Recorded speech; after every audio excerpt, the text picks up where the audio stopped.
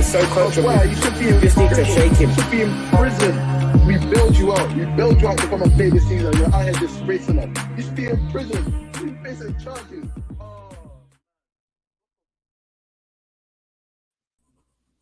Hello, and welcome back to another episode of the Final Third. I know it's only been 2 days actually. We actually had a United show the other day, but we have myself, Jules, at _J Rosada. We're just going to talk about this season, how awful it went. I don't think there was any high points, but we're just going to talk about the season as a whole, our Arsenal season 2020-2021 review, and we have my co-host Shems, and I'm going to go that way. So introduce yourself, your app, etc. Me first? Karis. Oh. It's Karis. Karis, it's you. Yeah, hi. It's muted. Yes. No issue. Can you hear you? Yeah. I can go. My name is Jess. Yes, I have an issue with my internet. Go on, Jess. I think it was. Oh, yeah. We'll start with Jess and then we'll go to Karis. Okay, guys. My name is Jess. At It's Justino on Twitter. Arsenal fan. I have my own show on YouTube called She Knows Arsenal, and I'm happy to be here to do a little season review. As you guys have already kind of said, there's not going to be a lot of positive, but I'll try to bring something. I'll try to conjure something up because this has been a hellish season, and I'm glad it's over. Yeah. Karis, would you like to introduce yourself again? He's gone. Oh, yeah. Nah, go on, Karis. Yes, Yeah, you're good. But yeah, it's good to be here. Sorry for that. But yeah. So we're just gonna jump straight into it. So this is Arsenal's worst league finish in 20 plus years. Where do you think this started to go wrong? I mean, everyone has different pinpoints of the season of when it went wrong. Personally, I actually can't even remember when it started to go wrong. I think some people would say beginning. So as soon as we won the FA Cup, we got a bit gassed, and then we thought, it's going to be good. So left. Some people would say mid-season. Some people would say towards the end. I don't know, but so yeah, where do you think it started to go wrong? I'm gonna dry the boat. Let me go first because I feel like out of all my friends, I was one of the first people to say, not that I was onto something, but I was telling them, and they was like, "Shem, stop being negative. But for me, when I lost, when it went wrong for me this season as a whole, was just when we went on that bad run when we dropped to 15th or so, or we had how many points did we have? 8 points, and we were in 15th position, and people were still adamant saying trust the process and just things like that, but. For me, it went wrong before the start of this. It went wrong before the start of the season because I had no faith in Arteta.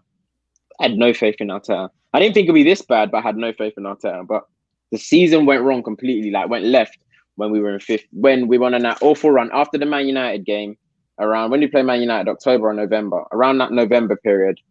From then all the way up to Christmas, it just went left. Yeah. Anyone else? Because that is pretty early. That is. I would say I think I started having. I actually predicted that we would come in between 8th and 10th after the transfer window. I think I'm on record several times saying that, and everybody laughed. They thought, "Well, look at our team on paper. We should be able to get into top 4.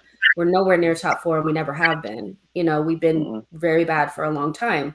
So I think the game that kind of made me think, okay, we're probably going to struggle this season is West Ham at home. We won the game, but we didn't deserve to. West Ham played us off the park. We couldn't connect 2-yard passes, 5-yard passes, 10-yard passes. It was a struggle. And I think Nketiah scored a goal in the last minute of the game or so. And watching us get bullied off the park by West Ham already showed me, I was like, okay, well, teams that were about to get relegated last season are able to compete with us, and we look very, very underwhelming. And at that time, Arteta was persisting with Willian, Lacazette, and Aubameyang up top. One of the oldest front lines I've ever seen with no energy, no pressing, no nothing, no continuity, nothing. And I just thought to myself, we're going to be in for a long, long, long season. Fast forward to Aston Villa at home, and you could just tell that there's teams that, because they could run, because they could press, because they had energy and young players out there, they were able to close the gap on us by just having that. And that's scary. If your quality cannot overtake teams like Aston Villa and West Ham, you have problems. So that's kind of where I thought it went wrong. And that's even before that November, December period where we were Yeah, I have to. By the way, before you go, I just didn't miss a beat with that. I even forgot when we had that run, because I think we played Fulham. I think Willian got like 3 assists, and you know how fan base is on Twitter. We got really excited. Then we played West Ham or something, or either a game before. Then we played West Ham, and we just about scraped it. But the signs were there. The signs were there. But yeah, Carrie, sorry to cut you up. Yeah, it's fine. For me personally, like Jess was saying, the warning signs was from the end of the summer transfer window. Like for me, my issue was that if you've seen since 2016 over the years, whenever we do a transfer window, we always do half the job and never the full job. And my issue was that as well as getting Partey on the last day, we should have sealed Awa, but obviously there were some issues with his agent, which is his brother, and like commissions and stuff. But the issue is that the club didn't have a backup number 10. Like you could have got Buendia possibly in that summer transfer window. So for me, once we didn't get number 10, I thought, okay, top 4 is not going to happen. But even though I have supported Arteta a lot, the way we've underperformed has been so bad. We should have been like minimum top 6. But for me, where the season went wrong was in that November-ish run where we were so poor at home, you could barely score. Like even under Arsene Wenger in his worst days, we were still a good team at home. So it was really disappointing to see that really just, it's been our attack that has really let us down throughout the entire season. So around about that time, November-ish, that's where everything really went wrong. Yeah, I don't even think. I think we went like a month or 2 with didn't win a game. Yeah. I was so confused. That was scary. I'd never want to relive that again because that was very scary. And the only win was against United, I think. Yeah, literally. And that one after 4 months for like 2 months because we had no goals. Like we couldn't even score. Horrible I remember time. that. Very scary time. So moving on to our best 3 players of the season. Everyone should just go around best players of the season and a why if you have one. I feel like I'm trying to draw blood from a stone because I don't like giving best players of the season when the whole team was awful. But I think I'm gonna go, and I think we're all gonna agree. Breezy, what's up, bro?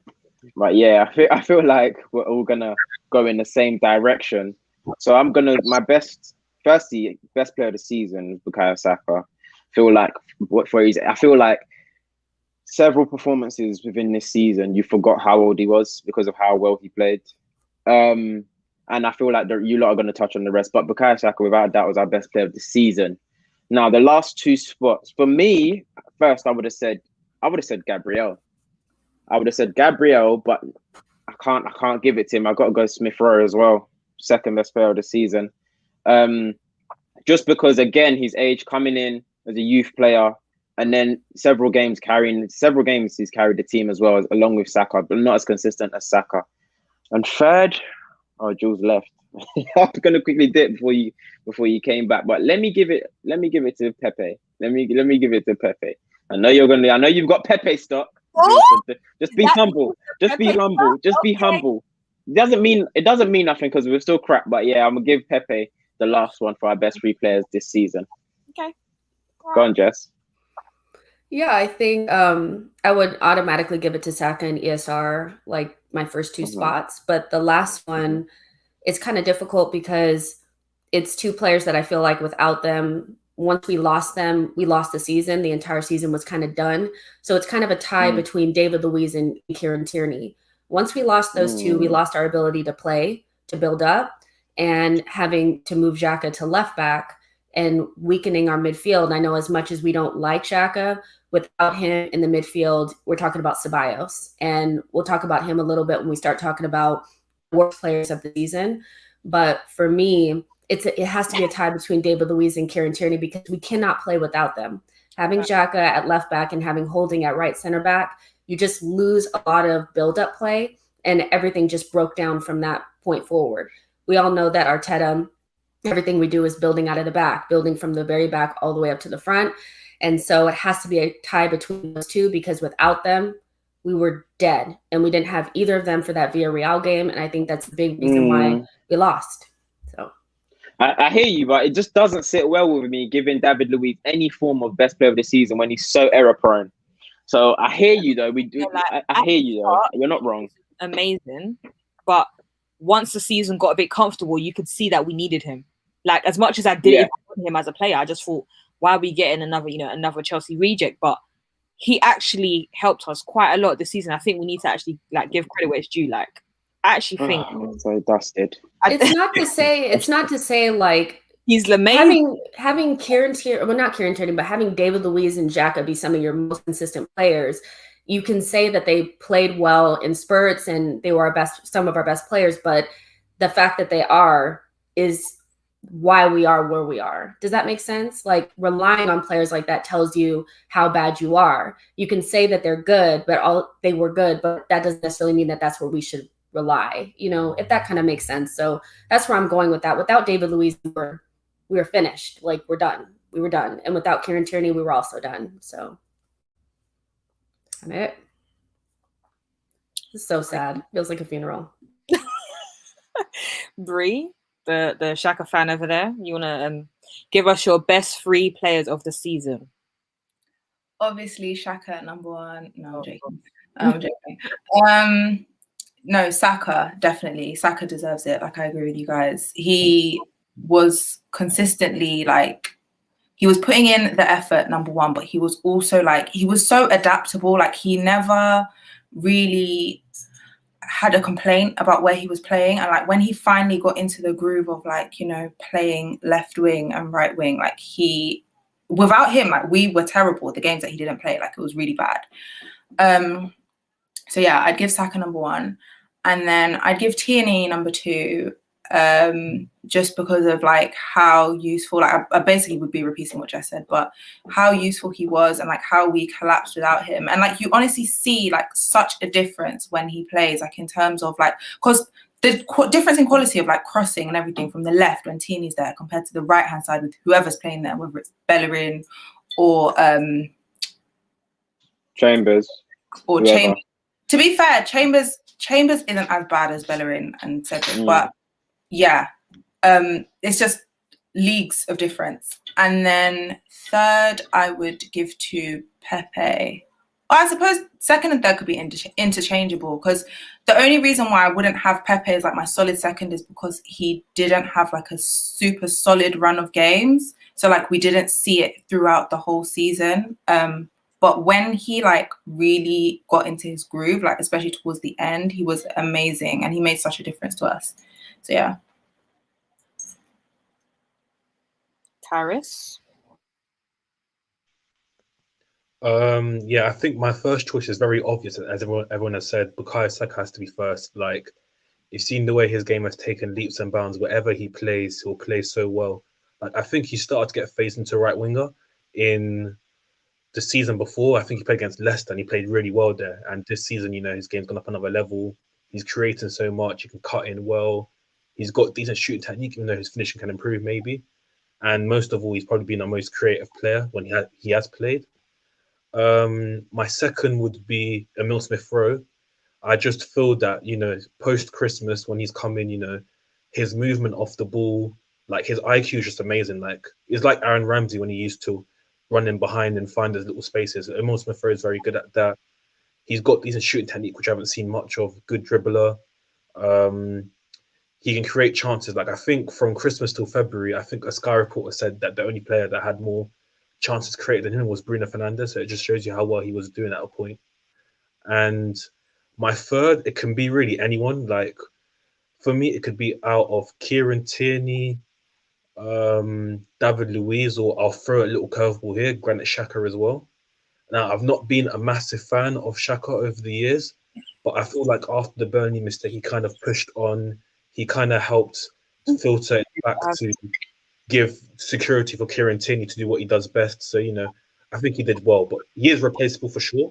And we need to do that. But I'm just acknowledging that, he had a decent like second half of the season at least. Yeah. Yeah. I mean, I don't really like giving Xhaka props because I just can't See believe. why Xhaka's one hurts me the most. Yeah, it's two things. There's one because the amount of Arsenal fans that want to tell you how you should watch football and how you should appreciate what he does, and like you just don't understand ball if you don't understand how good he is.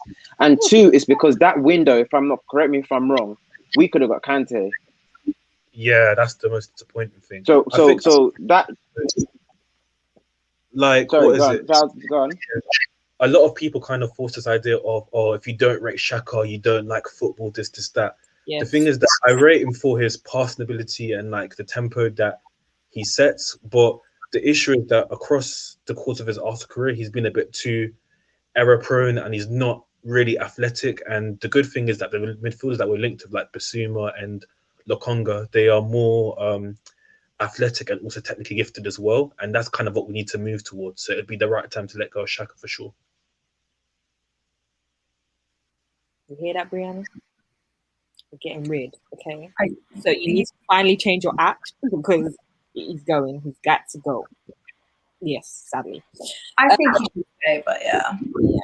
Yeah, I think my top three is kind of similar to everyone's. So yeah, it's kind of, it can kind of change around with like Tierney, Pepe.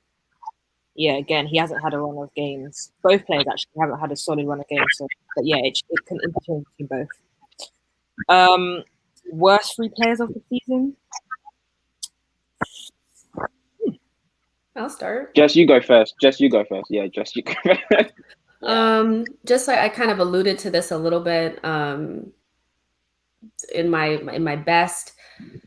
Ceballos has to be in there for me. He was single-handedly trying to get us kicked out of the Europa League. He had so many bad mistakes, positional awareness, tactical awareness, arrogance, hubris, ridiculousness, everything that you could just name. I mean, the guy was just catastrophic in that midfield for me every time he stepped in there. And it was just such a U-turn from how he was after the restart with him and Xhaka in the base of that midfield. And I just looked at him and I just thought, like, why did we bring you back if you're going to play so poorly?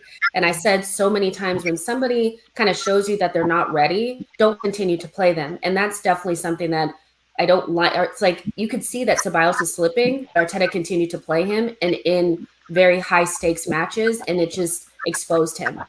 So Ceballos is definitely one of the worst players that we had this season. I think we're all going to probably say Willian.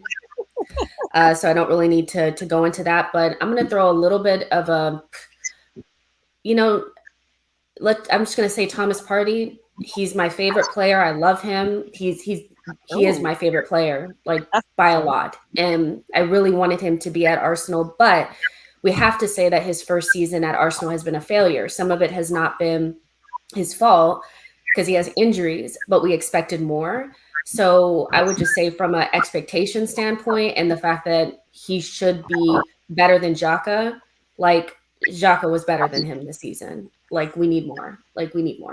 So just from like a pressure standpoint, like we paid 50 million, we expected more. I would say he was one of our worst players this season because of expectation. That being said, I love him and I think he'll be better, but I was let down by him. That's just me. My chest. Shems, what do you think? Oh man, that one hurt.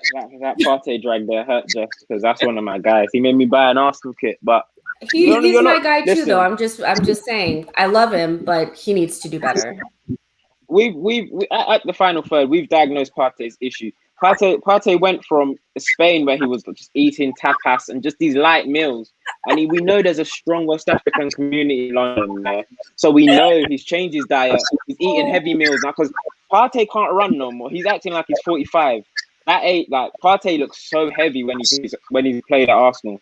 He went from having no injuries at Atletico, more or less no injuries, to now every week. Like, remember, what game was it when Partey said, "Oh, I want to come off"?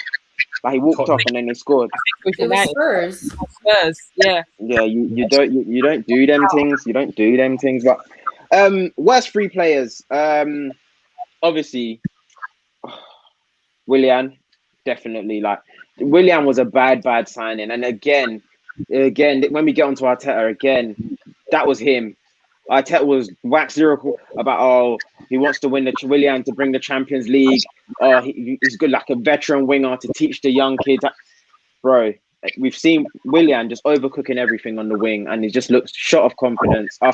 After Fulham, we didn't really see Willian, and then he's trying to score screamers at the end of the season when nothing matters. Sorry. Second, Ceballos. I actually wasn't even going to include Ceballos, but just raised some fantastic points. I can't even lie to you. It was hell bent on getting us kicked out of the Europa League. Like, how many mistakes did Ceballos make? Was it in the same season? Because this has been a long season, so I get them mixed up. Was it in the same season where he kicked 2 in 1 game against Benfica? 2 in 1 game, and then did he kick Nketiah? And then we had that little brawl at the start of the game. That was the Fulham game before the Fulham game. What's he doing? What's he like? Anyway, Ceballos, we diagnosed him as well. He was playing contract ball at the end of last season when he really set Arsenal alight. He was trying to get that new contract, and this is a real thing because we've seen it with Aubameyang, we've seen it with Lacazette, we've seen it with Ceballos. When the contract comes in, you start playing contract ball. Last but not least, Captain Fantastic. Captain doing interviews with Ian Wright after you signed the thing. Listen, I'm tired of seeing people sign big contracts and then just stink out the joint. Because Aubameyang has been shoddy. No one expects you to light up the Prem like you did at the end of last season or before you signed it. But bro, Lacazette was better than you. That says a lot. No, Aubameyang was so poor. And Aubameyang couldn't get us out of sticky situations like he did last season. Yeah. So that's why we were so bad this season. But yeah, there's a lot more people that have been bad. But them three there, Willian, Ceballos, and Aubameyang, awful. Bree? Yeah, that's my three. I would say like identical from 1 to 3. Like everyone knows already. I can't stand Willian. I don't want to go in too much because I've already said like how many times that I'm just praying for the day that he leaves.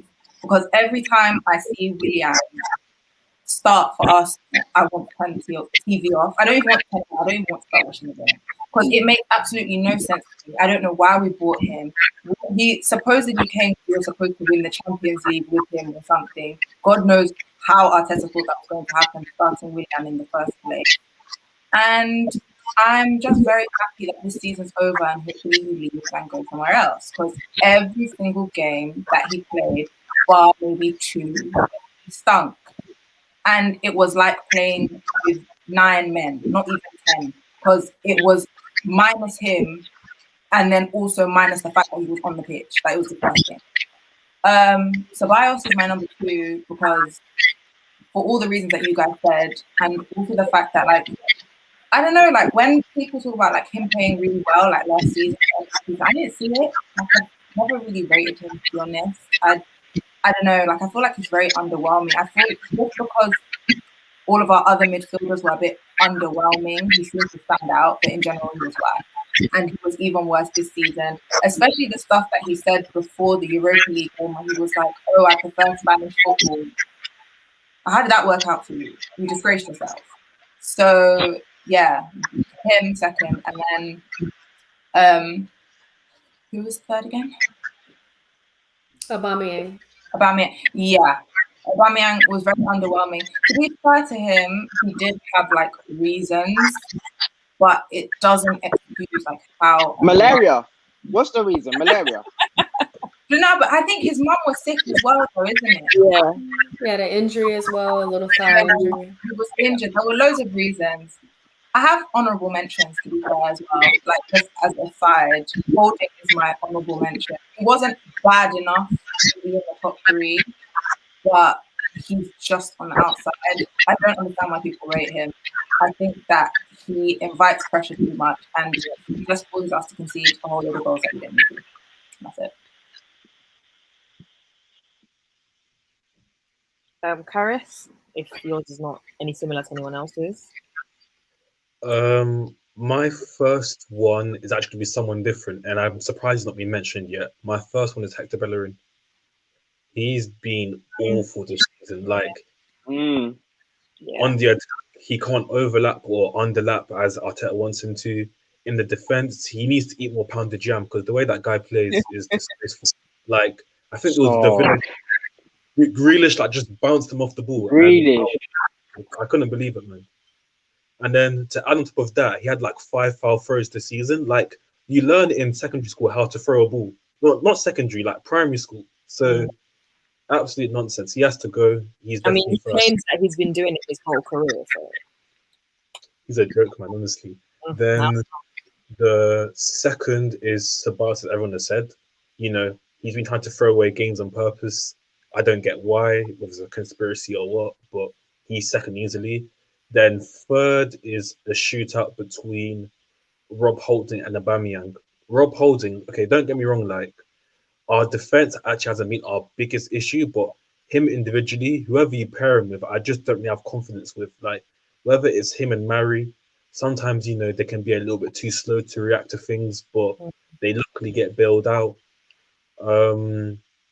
Like I think the tipping point for me was when Rob Holding got dunked on by Raheem Sterling. For me, that was enough. Was enough. Like, just get him out, please. Then Aubameyang, yeah, I get he's had his reasons, but when he has played, like you know, we've known this for ages. Like he can't really link up play, and just even scoring goals in general, he just hasn't been at his best. Like I'll excuse the first half of the season because we weren't creating at all. We were creating at a relegation level, but post Christmas, he just hasn't been good enough to be level on goals with someone like Christian Benteke. Is just poor. So I expect more from my star striker. So and my captain, obviously. So yeah, those are my 3/4.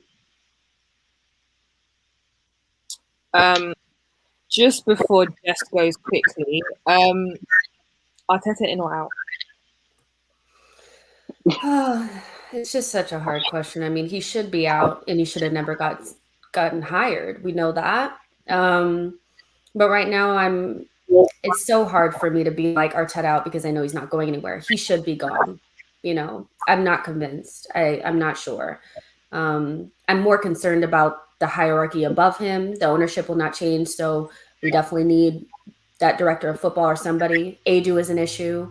You know, it's everybody. So I'm gonna say Arteta shouldn't be there. I think I need context, you guys. I can't do Arteta in or out. I need context. I'm sorry. So Arteta shouldn't be here. That's what I'll say before I go. But thank you guys so much for letting me be on. I wish I could stay longer. I would love to come back and do a full show. This has been fun. And yeah, and maybe we can do a collaboration and you guys can come on my show. Yes, definitely. Thanks for jumping on, Jess. Appreciate it. Have a good one. No problem. Talk to you guys soon. Bye. Oh. So actually, the next no, my worst three is similar. I would have put Bellerin in there too, but yeah, there's like five. Like I do want to say the whole team, but it's not some of the others that were actually good. But just put the whole team there. Just throw them on there, man. I can't actually just say like we were great because we weren't great. There was no parts where I could say we were amazing. And that leads us on to the next question. Your highest point of the season and your lowest point of the season, if we have a high point. Gareth, you go first, then, because your mic. Let Gareth go first because his mic's on, and then I'll. Yeah, the high point. I'm trying to think. It's hard to think of a high point of this season, but if I can go over a high point, I'd say it was the second leg performance against Slavia Prague. Like the way they played was so excellent. Like Saka, Pepe, they were all on fire in that game. Smith Rowe, the way they were all linking together, interchanging. You know, it was a really good performance that we've not seen enough of this season, but that's for me definitely the high. And then the lowest point is probably the 3-0 against Villa. The way I was so angry. Actually, no, wait, let me change that actually. The low point was the Wolves game. That was my low point. Because the way the referee shafted us that game after Pepe scored that brilliant individual goal, I was like, if you can lose like that, then what hope do we have for the season, really? So I think for me, that was my low point. Yeah. Bree, you go. Yeah. I think my high point was when we beat Chelsea, like around December time, Sweet.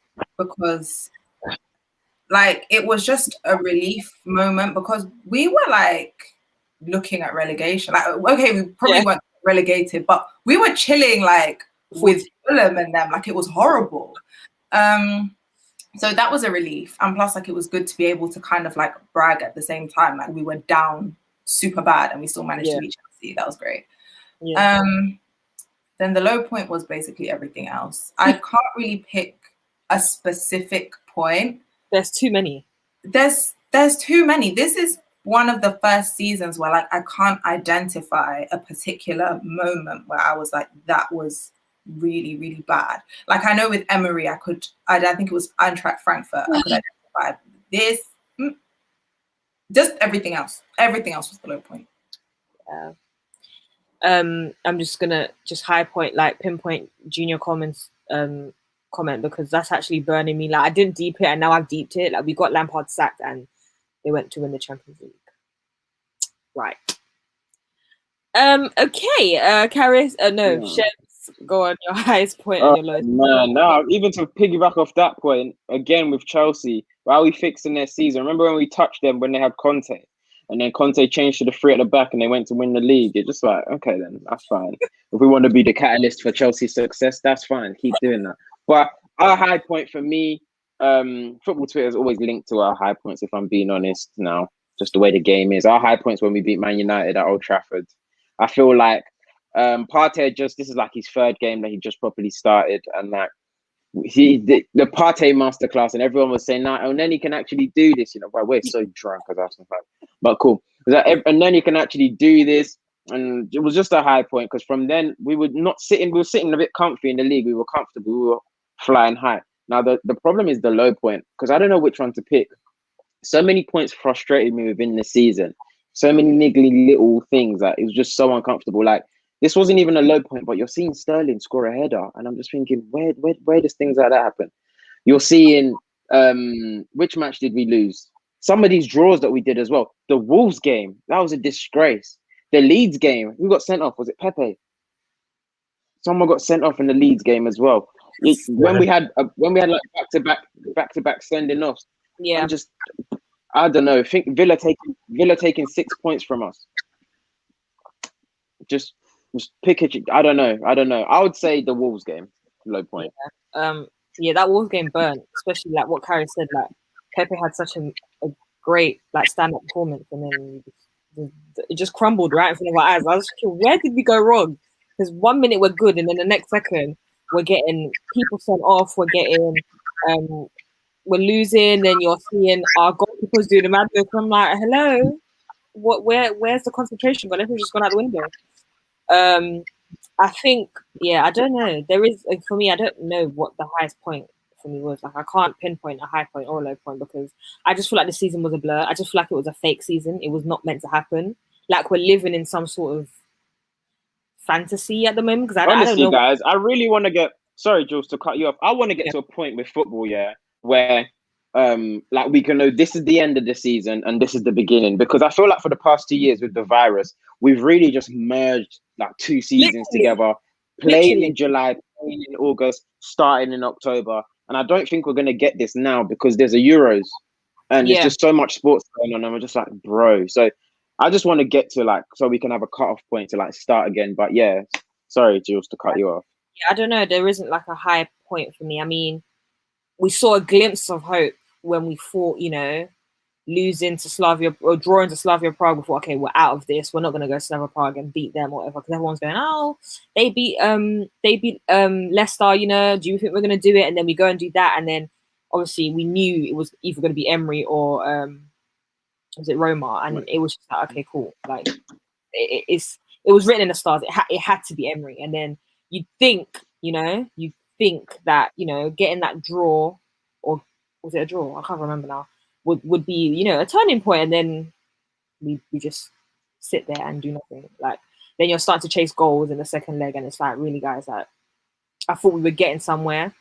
But yeah, again, you'd expect, you know, Aubameyang, everyone to turn up, and yeah, I just don't know. That would have been a glimpse of a high point if we had made it to the final, but yeah, everything just turns to crap with this club. So I don't even know. I couldn't tell you. Low point, I'm just gonna say everything, because everything was crap from the minute we started the season to the end. Horrible. I mean, our last 3-4 games, they even tried to win us over by trying to get into the bloody European, whatever the thing is called, conference, whatever it's called, and that couldn't even be a high point because we don't want to be there. Like, as fans, we don't want to be there. Obviously, as footballers, it's different because, you know, they're looking at getting money and getting signing players, whatever. I don't think we need it. We just need to take a break from European The football. high point was not getting into that Conference League. Yeah, that was the high point. Turn around. That could have been a high point because, yeah, I mean, I was happy to see us win, but then I was so angry to see Spurs win, but then I didn't want us to be there. So last game of the season was very bittersweet. But again, yeah, I don't know, man. Everything was a low point for me, man. This season's horrible. Moving on. Who is Arteta in? Who is Arteta out? I'm going to start. Currently, I'm Arteta out because I was Arteta in for so long. I was out at first. Like, I didn't even want him. I didn't even know why we were so connected, but gave him some hope, you know, gave him a chance, and no, I'm Arteta out at the moment. Anybody else?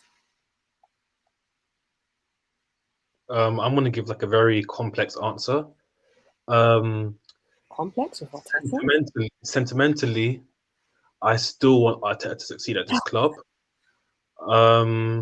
Sorry, can I stop you there? What is sentimental about him? This is the thing. I don't know. Like, I'm a very soft person anyway, so like, you know. That's why I had a soft spot for him, and you know, I allowed him every time he made a mistake. I backed him on Twitter. You know, I didn't even let Twitter get to me. But I'm so sorry the way we got knocked out by Emery, your arch enemy. I'm so sorry. It's a no from me, and that was the last. I'm gonna let you finish. I'm gonna let you. Yeah. I'm gonna let you finish before I go off. Anyway, but basically, if I look at the facts in my head, the way we got knocked out by Emery was poor. And if I'm being really honest, he could have possibly been sacked after the Burnley game. Like, things are so bad then, and usually you'd, like, you know, go and get another manager or so. But for me, as much as Arteta has been poor, I feel like a lot of the problems are actually above him as well. And like, if you don't really fix the scouting, which has been poor since 2016, if you don't have an owner that kind of invest even at all, even Liverpool's owners invest a tiny bit, and even they're not the best. If we don't do those stuff, then I think any manager that comes in will kind of struggle. They'll do better than Arteta maybe a little bit, but they would still struggle to break that top four because, you know, the gap is increasing every year. These teams are all investing. Seeing Chelsea won Champions League, you know, United want to sign guys like Sancho and Varane. Liverpool will be back again, you know, with all the non-injured players coming back. So I feel like I'm not sure if changing managers will really do that much at the moment. But for me, Arteta, because of basically he's not really going to leave anyway. For me, if we're not anywhere near top four by late November, then he has to go, like, without doubt, to be honest. We ain't getting there. Right. Yeah. Bree, do you want to go off or should I? You can go. How are we gonna do this? Okay, so I'm Arteta out. To Karis's point, listen, first and foremost, as Arsenal fans, what we need to do as fans, because I feel like we like to look at the board, we like to look at the managers, we like to look at the players. Let's start from looking within, because this is an attitude thing, and we need to kill it now. Chelsea fans don't do that sentiment stuff. They don't. That's why they win. All this sentiment. Some Arsenal fans will have us believing that Henry is Arteta. Arteta can't get into the third team of Arsenal's greatest players. Third team, not first team, not second team. He wasn't a cult hero. He's not a legend. So sacking him will be so normal. So we'll be so calm. We'll be so calm. Because he's more Everton legend than an Arsenal legend, if I'm being honest. Yep. That's one thing. About Arteta himself, why I'm not Arteta in, yeah? Or why I'm Arteta out? the first point was Arteta. His mismanagement was glaring. No, first point was his in-game management. Shocking. Arteta's in-game management is so bad. It's so bad because some substitutions are so obvious, and then you do the wrong thing, and then you get it wrong, and then you do the wrong thing, and then you come out in post-match conferences and you're saying you're giving us lip service about you're just insulting our intelligence. That's cool. Your lineups are so questionable. You just keep chopping and changing, and you have your favorites. You really have your favorites. So how are you rewarding them by starting games? What are you using to reward them? Because it's not football. It's not football because we're not winning and they're not playing well. Cool. Now, this is why Arteta must go. Arteta is not getting players, not appreciating players' value. Like, he's not making them better. Like, he's not making... If we're selling... Like, people say we sell our big players. You're not making our players even attractive or better to be bought. And most importantly, you're mismanaging players. His man management is so bad. It's so bad. He came into the club after Xhaka threw his armband on the floor, right? And then I think he had a bad game soon after. Was it David Luiz talking about... And then he came out post-match saying about his contract and stuff like that. Then you had Ainsley Maitland-Niles talking about he wants to play centre mid and him not knowing what to do with that. Then you've got the Saliba situation. Then you've got the Martinelli situation. And you're just looking... Then you've got the Balogun situation. And you're just looking at, okay, I'm just like, bro, like, what? These are assets. Saliba was bought for 30 million at 18 years old. And you're treating him like this. You're not even giving him a look in. And even at one point, he dropped Gabriel out of the team when Gabriel was the best centre back. Only because I think Luiz got a red card or got injured, did Gabriel come back into the team. Now I'm looking at Arteta and I'm thinking, your mismanagement's poor, your team selection's poor, your in-game management's poor, and then this style of play that you're even... See, Guendouzi as well. Ozil was the only person he had balls for. Ozil was the only player that he wanted to scapegoat. Okay, your mismanagement's poor, and now your actual style of play is questionable. The style of play that got you to this club about you working under the Pep scholarship and the football philosophy and playing out the back, it's poor. Because remember the game that Arteta came out and said, we put 35 crosses into the box. Something like eventually one of them would go in. Yeah. Come on. You're insulting our intelligence. This is not what we grew up on.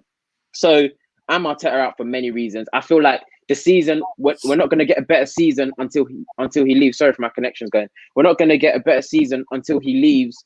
And we're in for the same thing again. So people saying give him till this point. If we're give him till December, give him till October. No. He's so lucky that he's currently in this job right now. Spurs are on the way to get Conte, and we're regressing. Every year we regress.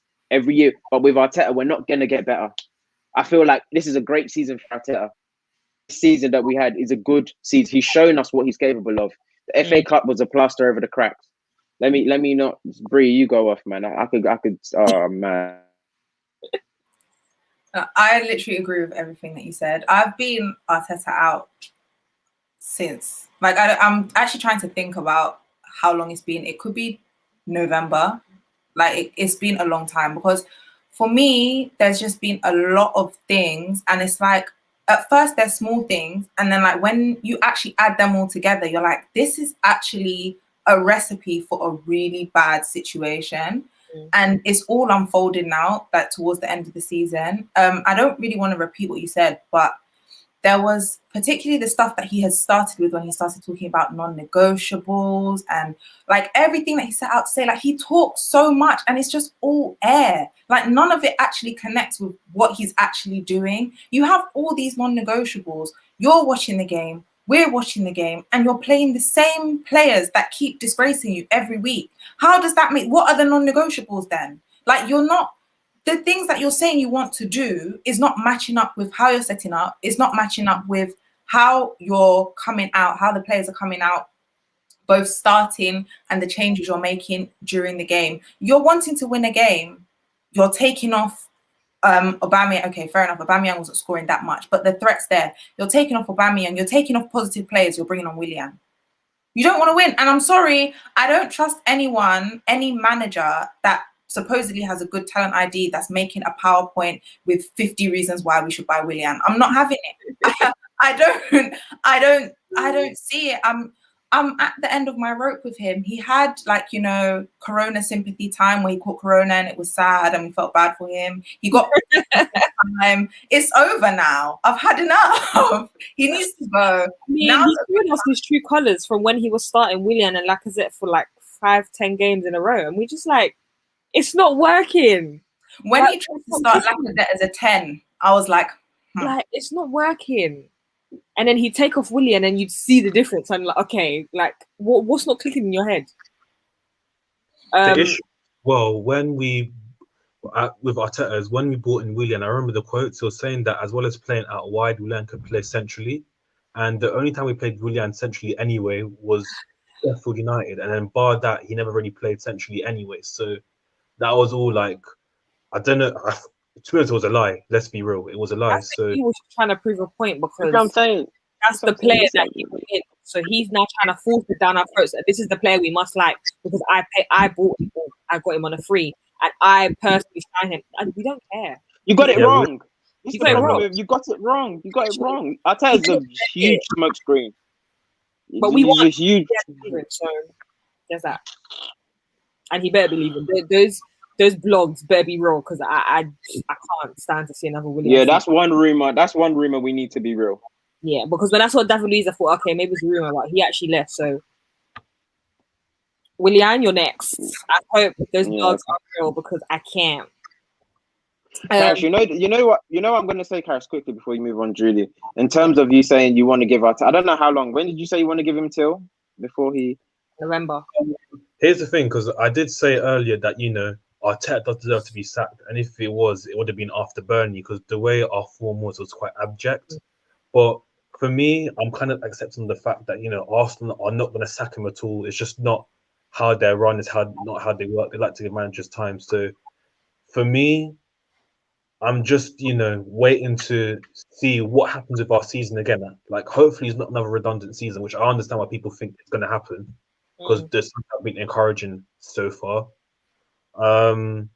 But for me, if he gets the players that he wants, he says that he's being backed and stuff, then for me, I see no excuse but for us to do much better than what we did last season. And people forget as well that despite how shocking we've been this season, we were only like 6 points off top four. So which is so dumb, because those 6 points for players like Willian, Xhaka making mistakes, like the littlest mistakes that is just so dumb. And it's just his man management, literally. yeah, for me, if he gets the players he said he wants, it can't get any worse, really. That's pretty much my thinking behind it. Just quickly before we move on, this question: do we rate his handling on Saliba? No. Because No. is he even gonna play? I hope he plays. That's just so Poor sad. you. Poor you wanted to come and do London live. Literally, he got Wanted to- under 23. Like, that's just rude.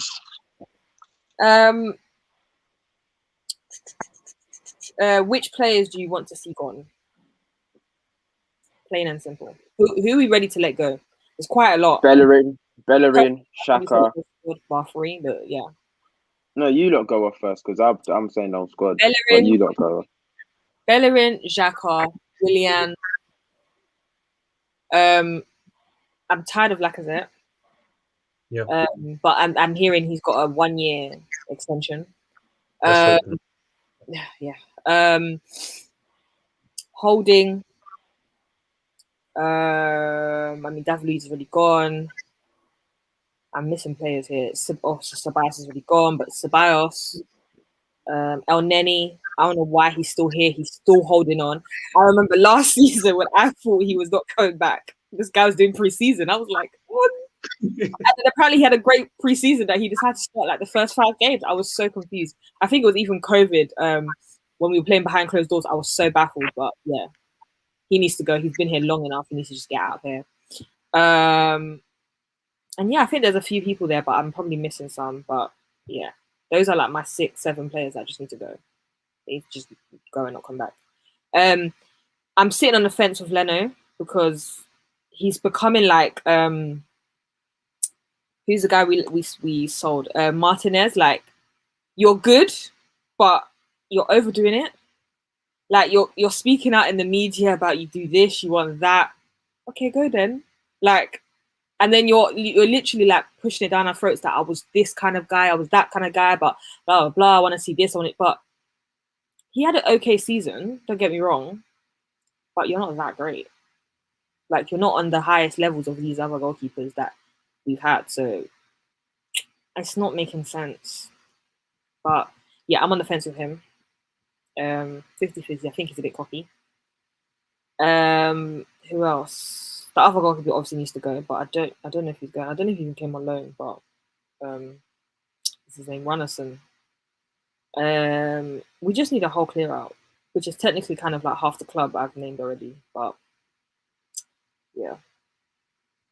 Anyone else that I've missed? Please let me know. Brie, you go off. Brie, you go off. My list is pretty much the same as Julie. Oh wait, I forgot. I think Torreira's coming back, but he needs to go back. He needs to get out. I didn't really watch him at Atletico. I don't even know if he played as much, but yeah, you're a La Liga medal winner. Like, shoo, just don't come back. But yeah, go on. I agree. Like, I agree with your list. I think I would put like an extra emphasis on Holding going for sure. Yeah. Extra emphasis on Willian going. Yes. I also think Nketiah should go, not because he's like particularly bad, but just because he doesn't really serve much of a purpose for us at this point. And like for the sake of him not stagnating, because I actually do want to see him do well. It's not like he's like I have an agenda against him or anything. Yeah. He should just leave. I think if Reece Nelson isn't starting for us this season, he should go on loan. But I don't know, like how many more loans can you go on? Honestly, yeah, I think it's it's actually enough. Yeah, and apart from that, like I agree with pretty much everything that you said. I'd want to keep Guendouzi, but I don't know like whether him and Arteta can reconcile at this point. That one's a bit like, you know, when you have a teenage son and he just doesn't want to behave, so you kick him out the house. Yeah, and he's coming back. That is the situation with. I don't know if that's ever going to work, which is quite scary because I love him, but if you don't fix your attitude, then Arteta's just not going to have it, and that we've seen him do that. Like, you try to play me, you ain't playing. Like, we've seen it with Aubameyang, we've seen it with other players. Like, if you don't like me, then you're out, and that's what he's shown basically the whole season with all the players that he's played. Like, we can see that by the selection. If you've had a rough and tumble with him in training, whatever, you're not playing. It's as simple as. So, if he doesn't get his head straight, he just probably won't play. And he went to rub the salt in the wound by going to congratulate Emery, and he just went ham. And I'm just like, this is you just want to fight because you didn't have to do that. You could have did that in private, okay? Not even in private. You could have congratulated him like everyone else would, but you went ham. Like, you went ham, talking about giving me my chance as a player, and I'm just like, okay. Listen, Guendouzi did nothing wrong, man. He shouted at the manager. He gave him his professional, like, mainstream debut.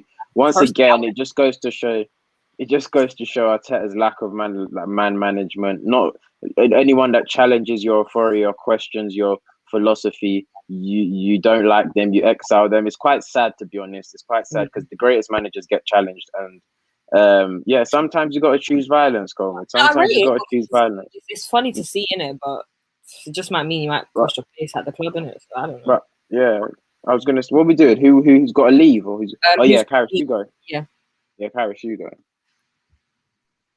I think everybody's named all the names that have to leave, and I'm gonna be a bit controversial compared to you guys. I don't really rate Guendouzi at all, and it goes beyond attitude actually. I've been watching him in Bundesliga because there's a Congolese baller there. I'm Congolese myself in it, so so am I.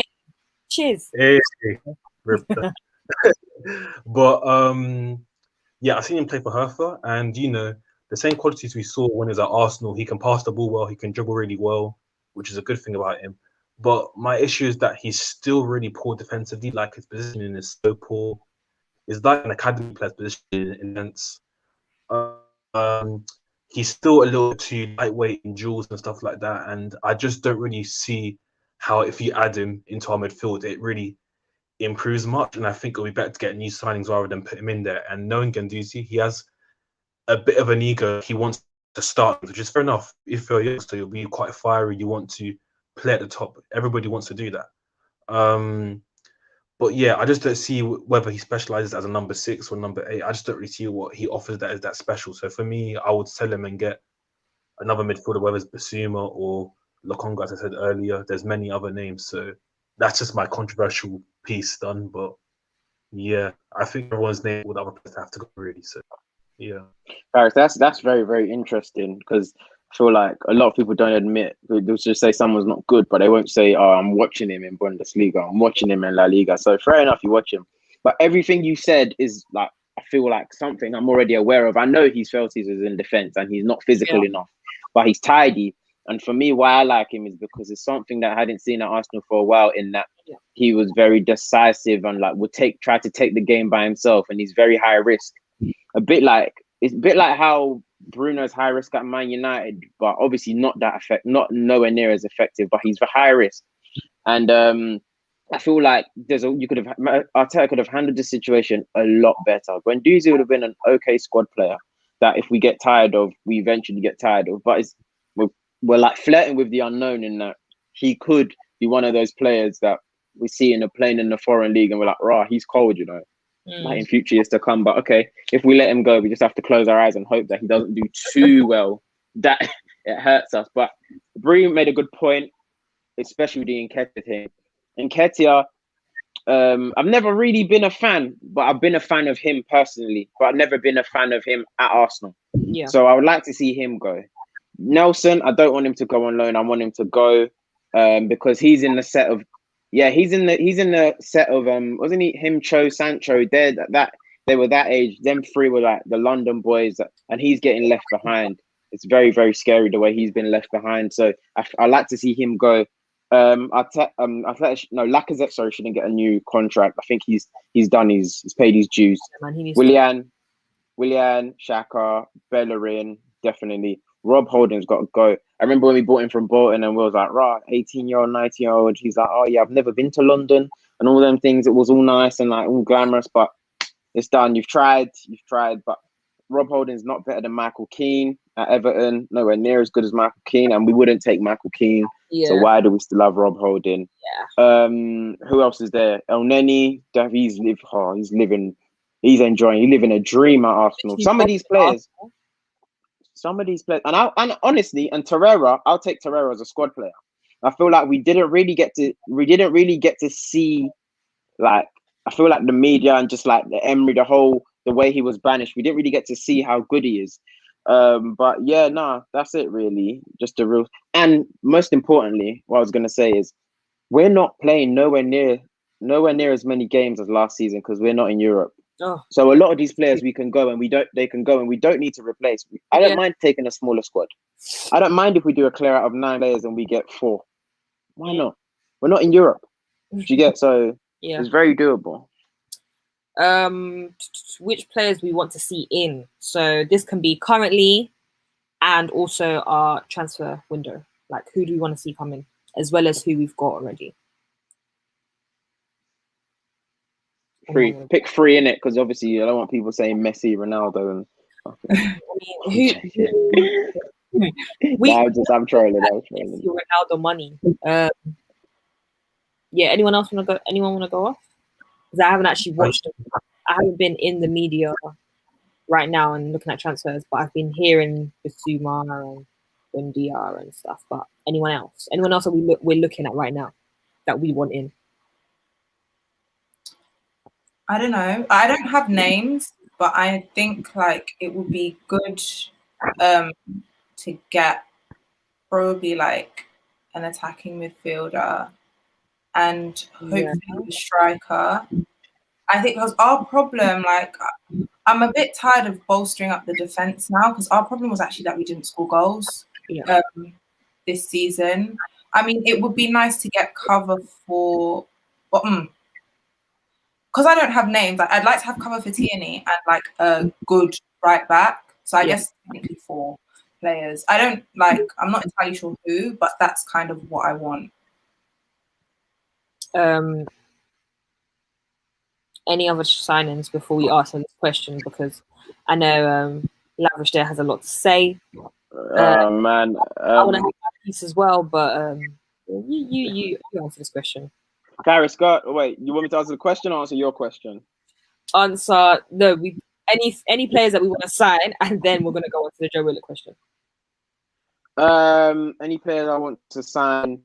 I mean, let me go position rather. A striker, if we can get one, but that's the least of my worries. I feel like we need an attacking midfielder, a right back, attacking midfielder, a right back, and a good centre mid. So I'm very content with Basuma. I'm very, very content with Basuma. I feel like the right back market right now is very, very good. So there's a lot of options.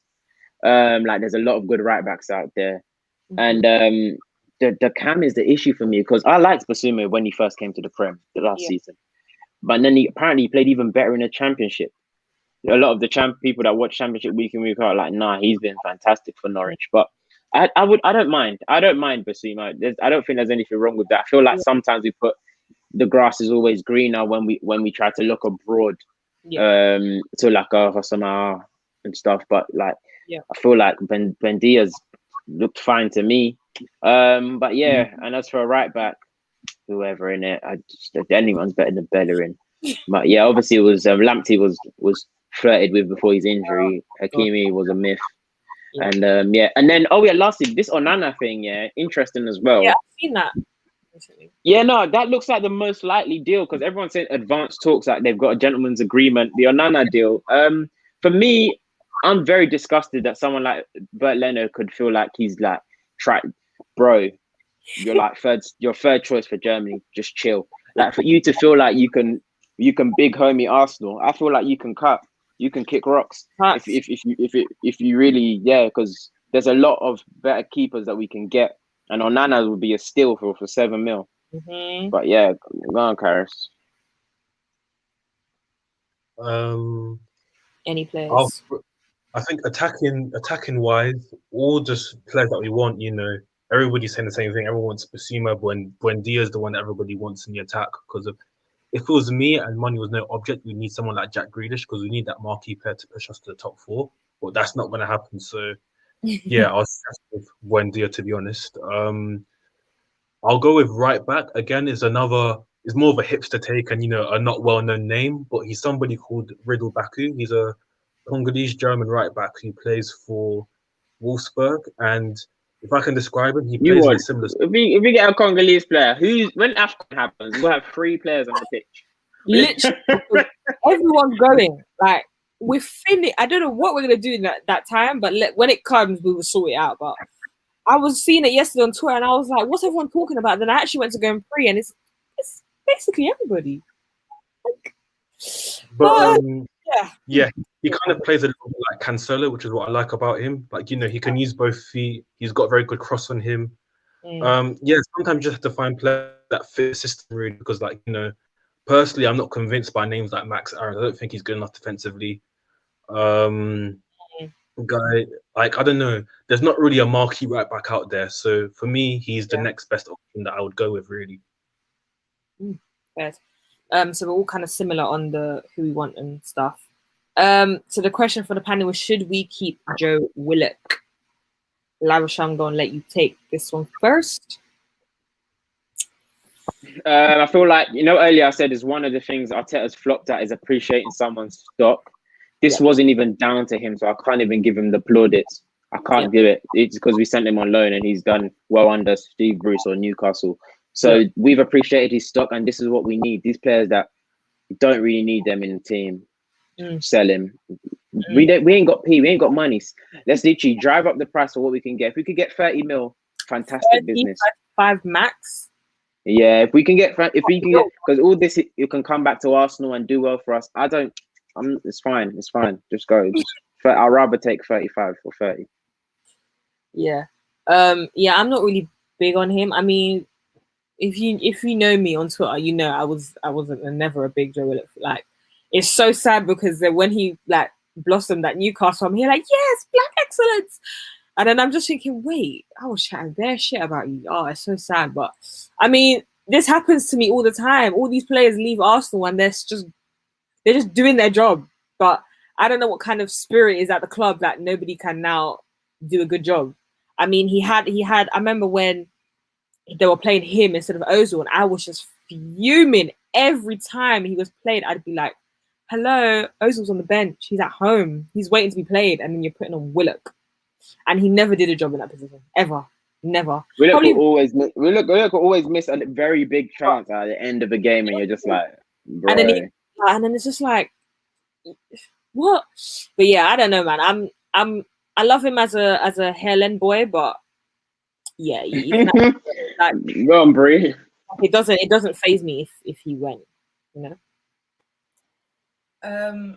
I'm kind of in two minds because I was the same as Julie. Like, it's not like I wasn't really hating on him because it's not like I disliked him as a person. Like, I didn't have an agenda, like, because he was whack or anything. Like, it was nowhere like my Willian thing.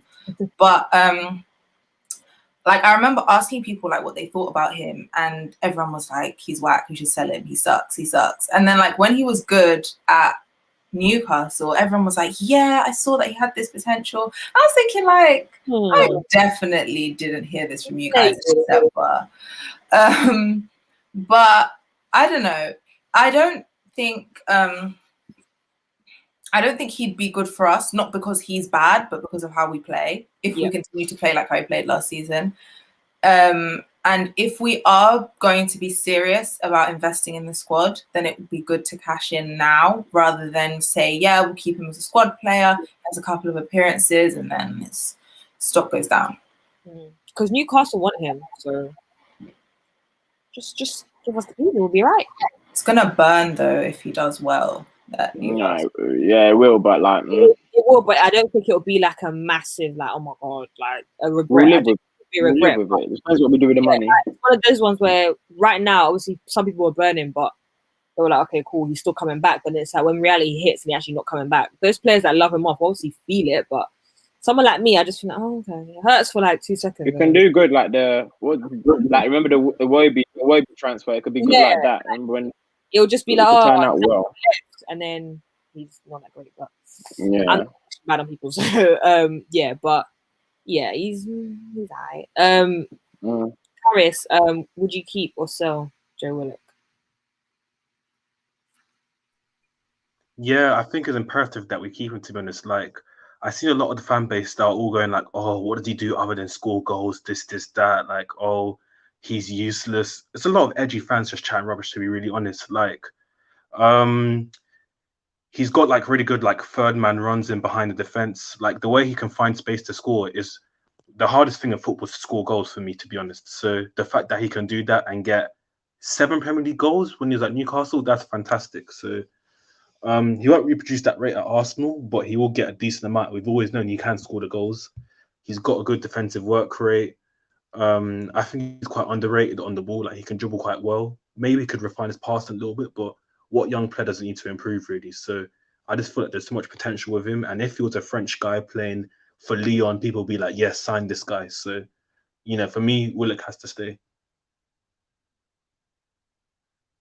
I feel like you're the only Arsenal fan that has so much hope and goodness, and you just filled with love. I feel like you are me, who I used to be like a season ago.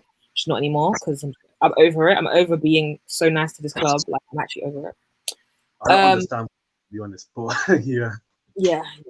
Don't worry. You get sucked in and they just push you. Final question I'm gonna ask.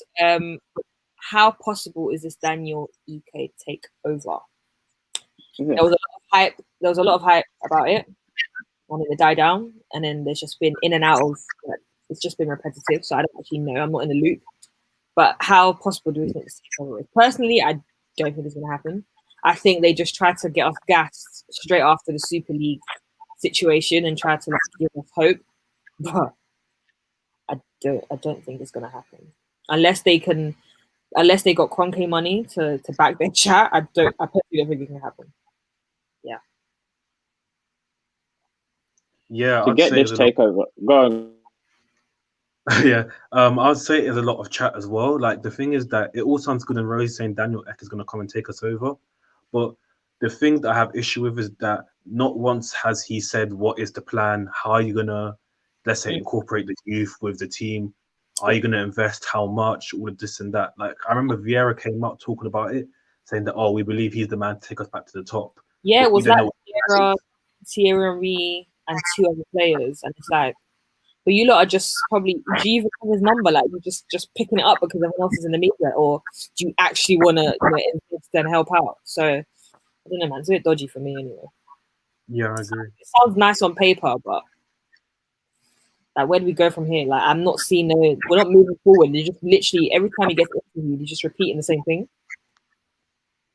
But yeah, I don't think it will happen. Not anytime soon anyway, because Kroenke he doesn't give a heck. No one's budging him from that seat. Anyone else?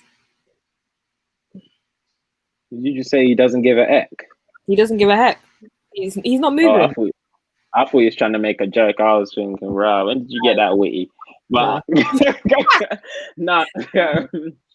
What was I going to say? No, it's just all lip service. And for me, I feel like it's very insulting to the fans that Vieira, Dennis Bergkamp, and Thierry Henry feel like they could just be the Avengers and just try to save us. All like, oh yeah, trust in Daniel Ek.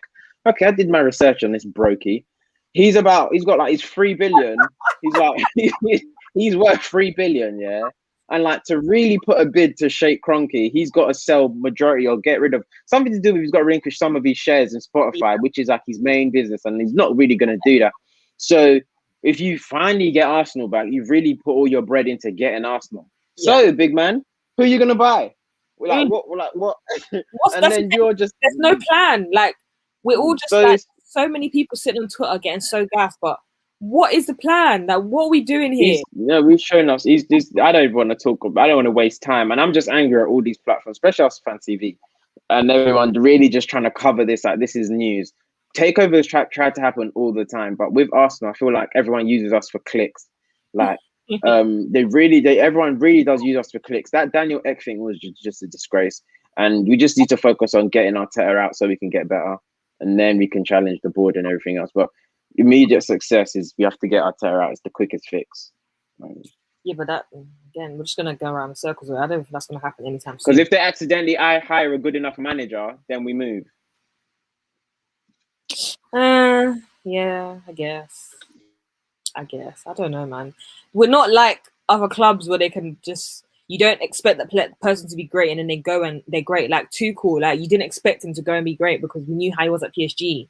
So it's not gonna happen for Arsenal. It's just that. It's just. Bree, did you want Tuchel at a certain time? Because around that December time when people were talking about getting rid of Arteta, who did you want?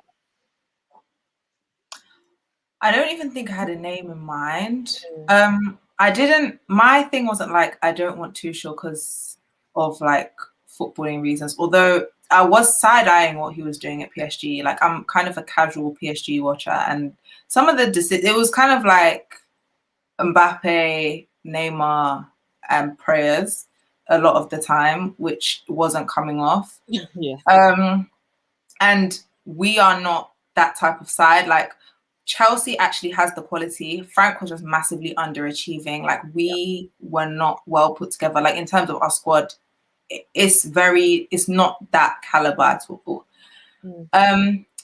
Tuchel, I'm sorry, I still can't get over the racism thing. Like I actually can't. Yeah. I will never get over it, and I always side-eye those types of situations. Chelsea's fitting though, isn't it? It just works, though. So racist club, racist manager, they love it. It's just what they do as a club.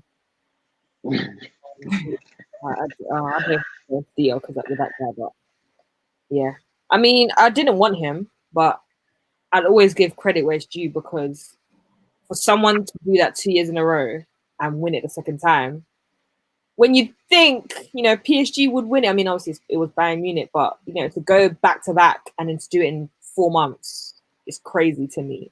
But he did it. He did what he needed to do, and he's won a Champions League. I mean, I don't want to be Neymar and Mbappe in that moment because they're probably vomiting, but he did what he needed to do, and that's just one thing for me, that he did what he needed to do, and he done it well because no one thought he was going to go to the Champions League final again with Chelsea, especially taking over in January after Lampard, literally a day later. I did not even see it coming. Like we was all on radio saying, you know, Real Madrid will ease past them, but here we are. But yeah, that's another story for another day because this is not a two-per segment. But yeah, just to round it up, we just hope and pray that this new season will be an okay season. It's not going to be great. We know that. I don't even know if these rumors of these players we're even going to get, because we know how signing players works. You know, Lampard, Arteta. If it's not his player, then we probably won't even go for it. But yeah, fingers crossed that it actually works out and that we actually do get a selective handful of all these players that we're naming. But yeah, I have no hopes. I don't even want to tell you where I think we're going to finish because yeah, it changed. We're finishing in the same position. I'll tell you this now. So every time get that dude out of there, man. Get that dude out. Do you have any more questions? I want to ask just a quick question before we sign off. It's just a quick fire question, isn't it? So I don't know if Karish is there. His camera's not on, but cool. I was gonna say just quickly heading up to the Euros. Who is your team to watch, Brie, and just why? Who you excited to see?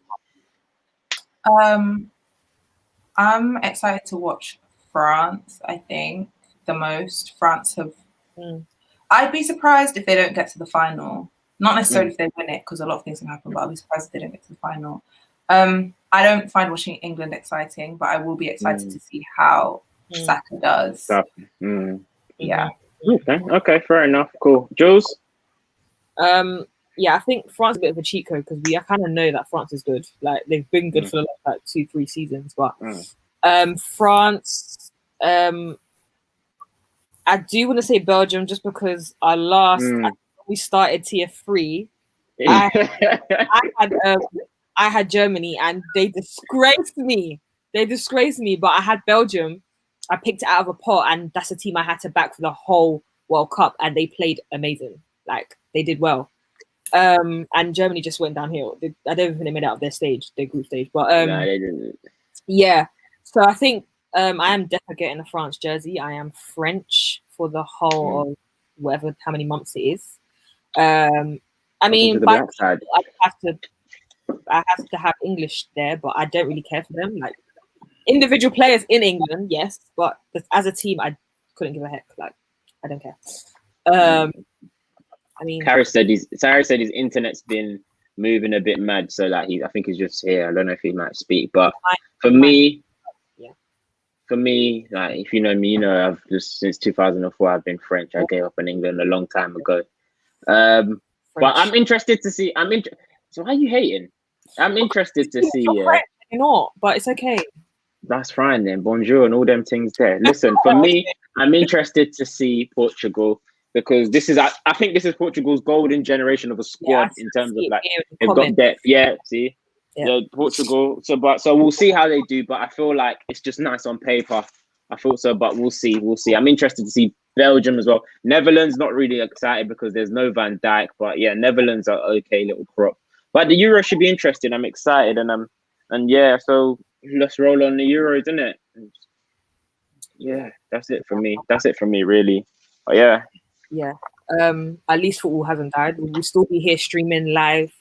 We're gonna try and do probably a watch along. If we watch it together, we should be watching some stuff together on here on the final third. Over at the Gold Diggers, we're gonna be back recording as well. I'm gonna be everywhere this summer. So yeah. Thank you guys for tuning in. Thank you for Bree and Karis for coming, and also Jess who left recently. Yeah, keep subscribing, keep watching, keep streaming, and yeah, just keep sharing, and we will be back with another video very soon. Toodles. Peace. You